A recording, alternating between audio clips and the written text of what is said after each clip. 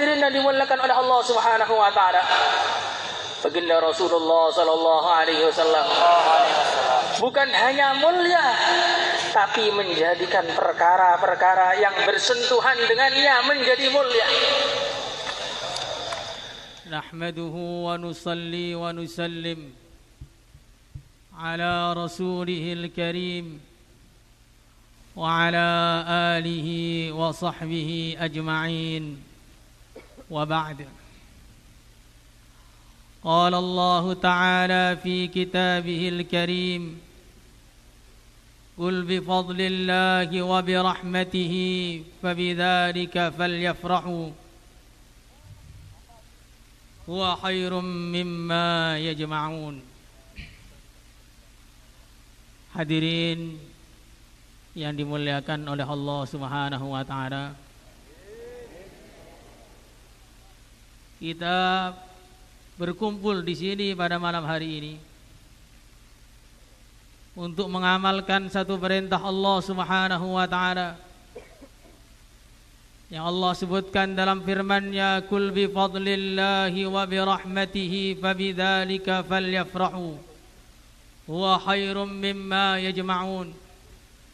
Katakanlah bahwa dengan anugerah Allah dan rahmat Allah hendaknya para manusia bergembira, dan tidak ada anugerah, tidak ada hadiah yang lebih besar, yang lebih mulia, yang lebih istimewa, yang lebih mahal harganya melebihi datangnya yang mulia Nabi besar Muhammad sallallahu alaihi wasallam. Maka bergembira kita pada malam hari ini, hadirin yang mulia, berbeda dengan bergembira di malam-malam yang lainnya, yang mana kebanyakan kita bergembira terhadap perkara-perkara yang gembira dengan perkara tersebut tidak ada pahalanya. Bahkan sebagian kita bergembira dengan perkara-perkara yang justru mendatangkan dosa. Bahkan sebagian lagi justru bergembira dengan perkara-perkara yang akhirnya menjerumuskan dia ke dalam neraka untuk selama-lamanya. Maka marilah kita bergembira dengan sebenar-benarnya. Tampakkan kegembiraan kita, tampakkan keriangan kita, tampakkan kesenangan kita. Semakin kita gembira, semakin dapat banyak pahala pada malam ini, hadirin yang mulia. Manusia yang sempurna, yang tidak ada cacatnya, dari ujung sampai ujung rambutnya semuanya sempurna. Kalau orang-orang selain baginda Rasulullah sallallahu alaihi wasallam, kalaupun dia memiliki macam-macam kesempurnaan, macam-macam kelebihan, pasti kalau dicari ada saja kurangnya.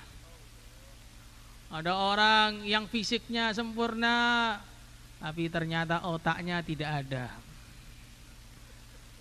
Goblok. Ada orang lagi yang fisiknya sempurna, otaknya sempurna, nanti akhlaknya buruk sekali. Ada orang yang fisiknya sempurna, akhlaknya sempurna, ilmunya sempurna, tapi ternyata nanti orangnya pelit. Jadi macam-macam orang itu, walaupun kelihatannya sesempurna apapun, pasti ada kurangnya. Bahkan kebanyakan orang, kita perlu mikir bertahun-tahun untuk mencari satu kelebihannya. Bukan mikir mana kekurangannya, tapi kita mikir 10 tahun, 20 tahun, mana sih kelebihan orang ini, enggak ditemu. Baginda Rasulullah sallallahu alaihi wasallam mau dicari dari anak manapun tidak ada kurangnya. Sehingga dulu ayah saya rahimahullah, beliau pernah mengatakan, kalau orang imannya sempurna, namanya Sayyidina Abu Bakar. Kalau orang itu pengaturannya luar biasa sampai bisa membuat seluruh dunia tertata, namanya Sayyidina Umar. Kalau ada orang itu malunya istimewa, namanya. Kalau ada orang khutbahnya luar biasa, saya menyihir semua orang yang mendengarnya, namanya Sayyidina Ali. Kalau orang ilmunya itu luas bagaikan samudra, namanya Ibnu Abbas. Kalau orang doanya selalu dikabulkan oleh Allah Subhanahu wa taala, namanya adalah Sa'ad bin Abi Waqqas. Kalau orang itu begitu tampan, saya memikat semua orang yang melihatnya, namanya Dihyah Al-Kalbi. Tapi kumpulan dari semua itu namanya adalah baginda Rasulullah sallallahu alaihi wasallam. Tampannya sempurna, imannya sempurna, pengaturannya sempurna, rasa malunya sempurna, kedermawanannya sempurna, khutbahnya sempurna. Memang betul-betul tidak ada cacatnya. Maka saking kehebatannya beliau itu tidak bisa diungkapkan oleh kata-kata. Maka nabi-nabi yang terdahulu yang hebat-hebat itu mukjizatnya hanya satu bagian dari jutaan mukjizatnya baginda Rasulullah sallallahu alaihi wasallam. Kalau Nabi Musa alaihi salatu wassalam dulu beliau memukulkan tongkatnya kepada batu, keluar air dari batu. Maka baginda Rasulullah sallallahu alaihi wasallam bukan batu mengeluarkan air, tapi tangan mengeluarkan air. Kalau batu mengeluarkan air masih banyak, kalau tangan mengeluarkan air ini tidak pernah terjadi kecuali zamannya Nabi kita, junjungan kita yang mulia Nabi besar Muhammad sallallahu alaihi wasallam. Kesempurnaan beliau, para sahabat rela diputus lehernya demi cintanya kepada baginda Nabi. Hadirin yang dimuliakan Subhanahu wa taala. Kalau dulu Nabi Daud alaihi salatu wassalam mukjizatnya menjadikan besi-besi yang kokoh meleleh kena tangan beliau, maka baginda Nabi sallallahu alaihi wasallam punya mukjizat yang lebih ajaib lagi. Ketika beliau diserang oleh orang-orang kafir di Gunung Uhud, maka beliau masukkan kepala beliau yang mulia ke dalam batu, batu pun mencair karena kena wajah Rasulullah sallallahu alaihi wasallam yang mulia. Kalau kita dilelehkan itu banyak di tekstil-tekstil baja itu dengan panas sekian ribu besi bisa leleh, tapi nggak ada ceritanya batu bisa leleh. Maka batu bisa leleh itu lebih ajaib daripada mukjizatnya Nabi Daud alaihi salatu wassalam. Kalau dulu Nabi Isa alaihi salatu wassalam beliau mukjizatnya menghidupkan orang-orang mati, maka baginda Nabi sallallahu alaihi wasallam mukjizatnya, padahal nabinya sudah wafat 1400 tahun yang lalu, tapi cinta kepada Nabi tidak pernah padam di hati umatnya sampai hari kiamat.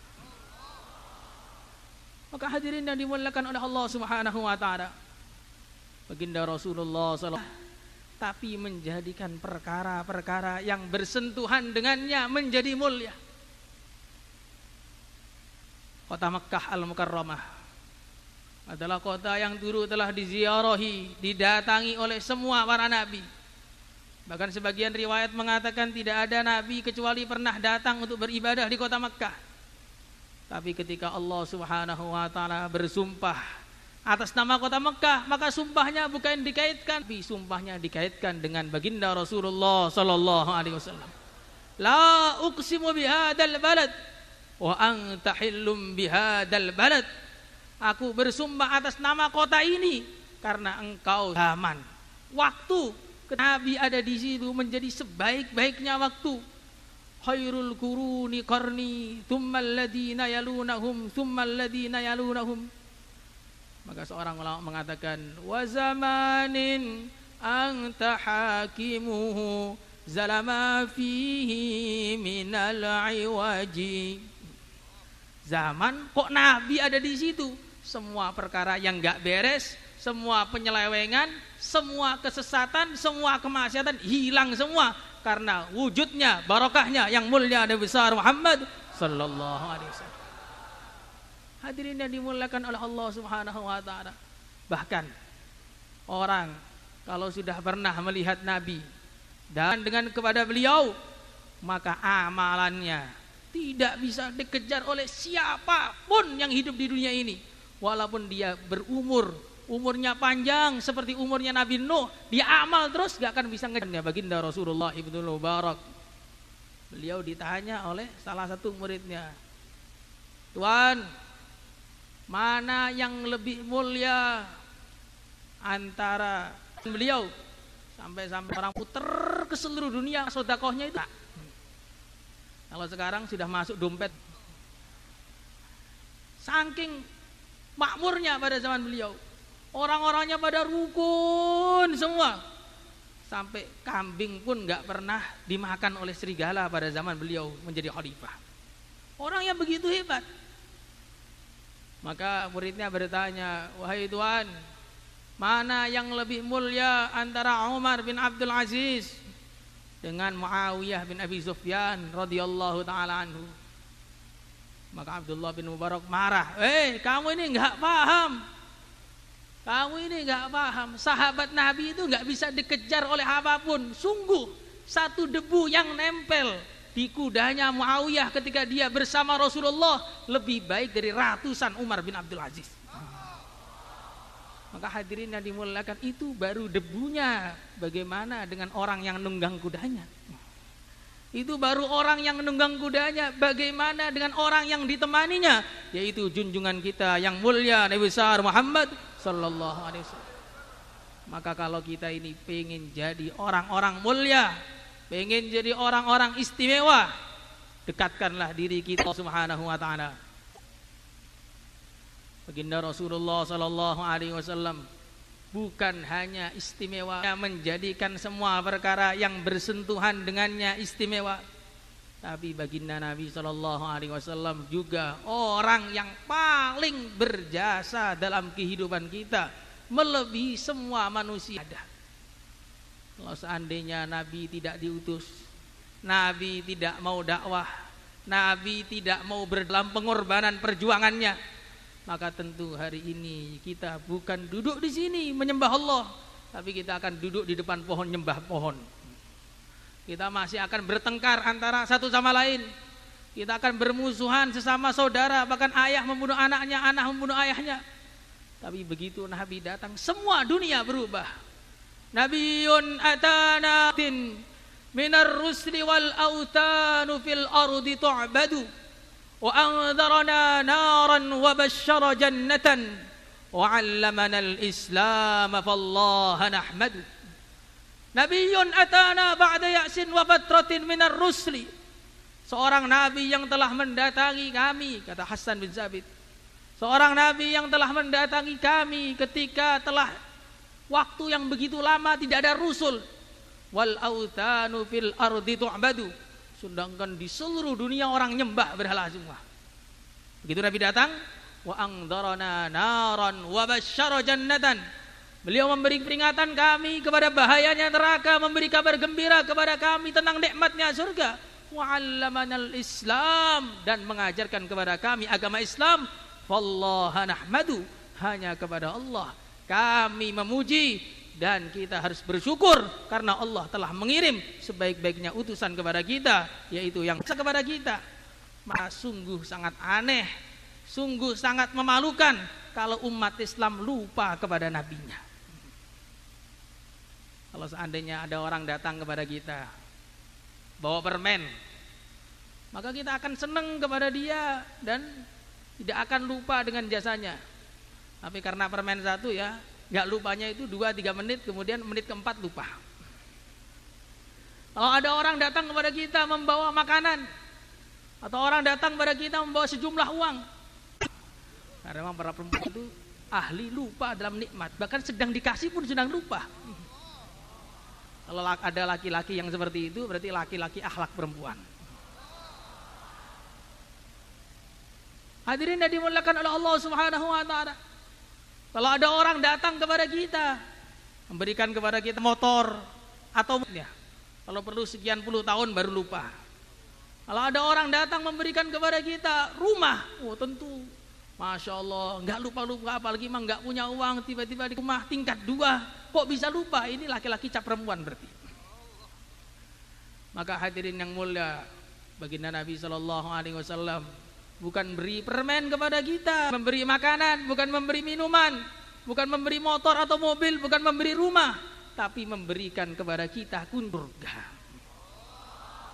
Dan bukan hanya memberi saja, Nabi tanggung jawab, siap mensyafaati umatnya, bahkan doanya pun disimpan untuk umatnya, biar umatnya nanti semua bisa masuk surga. Semoga termasuk kita semua. Maka para ulama mereka membuat syair, qara'na fid duha fasarra qulubana dzakal 'ata'u wa hasya ya Rasulullah tarda wa fina man yu'adzabu aw yusa'u. Kami telah membaca dalam surat Az-Duha, wala sawfa yu'tika rabbuka fatarda. Sungguh Allah Subhanahu wa taala akan memberikan kepada engkau sampai engkau ridha ya Rasulullah sallallahu alaihi wasallam. Wa hasya ya Rasulullah tarda wa fina man yu'adzabu aw yusa'u. Kami yakin ya Rasulullah, dengan 100% yakin bahwa engkau tidak mungkin ridho, engkau tidak mungkin senang, engkau tidak mungkin bisa gembira selagi masih ada umatmu yang diadab di neraka. Maka hadirin yang dimuliakan oleh Allah Subhanahu wa taala, bagaimana kita pada malam hari ini menguatkan rasa cinta kita kepada beliau, memperbaharui lagi kegembiraan kita dengan kedatangan beliau, kelahiran beliau, dan bagaimana kita banyak-banyak membaca salawat pada malam hari ini. Allahumma shalli ala sayyidina Muhammad